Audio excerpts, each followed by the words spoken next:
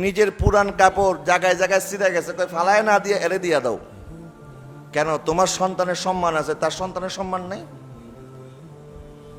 ঘরের মধ্যে বাচ্চা খাবার জুটা করে ফেলেছে, বলে বাচ্চার খাবার ফেলে না দিয়ে ওই কাজের মহিলার ছেলেরে দিয়া দাও।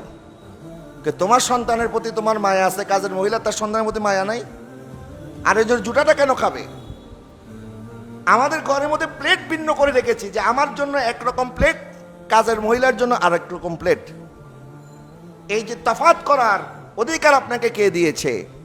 নবীজি সাল্লাল্লাহু আলাইহি ওয়াসাল্লাম একবার ওসামা বিন যায়েদ রাদিয়াল্লাহু তাআলা আনহু, এই যে নবীজির কৃতদাসের সন্তান, ওনার নাক থেকে ময়লা পড়তেছে, নবীজি উঠে গেলেন, ওনার নাকটা একটু পরিষ্কার করে দিবেন। তো আম্মাজান আয়েশা দূর থেকে বুঝলেন যে নবীজি যাচ্ছেন ওনার নাক পরিষ্কার করার জন্য। তো তিনি বলেন, ইয়া হুজুর, আপনি থামেন থামেন, আমাকে দেন, আমি পরিষ্কার করে দেই। নবীজি সাল্লাল্লাহু আলাইহি ওয়াসাল্লাম বললেন, আয়েশা তুমি কি মনে করেছো? তুমি কি মনে করেছো গোলামের সন্তান আমি পরিষ্কার করে দিচ্ছি এই জন্য আমাকে বলতেছো তুমি পরিষ্কার করবে? না, আমি নবী যেভাবে গোলামের সন্তানদেরকে মহব্বত করি, তুমিও আয়েশা তাদেরকে এরকমই মহব্বত করিও। সুবহানাল্লাহ বলেন না? দেখেন, নবীজি উম্মতের এই ছোট ছোট বিষয় পর্যন্ত খেয়াল করেছেন।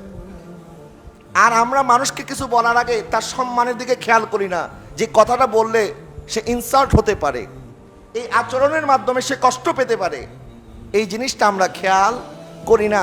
এমনকি ইহুদিরা আমার নবীর কাছে যখন আসতো তখন তারা বলতো আসসালামু আলাইকুম।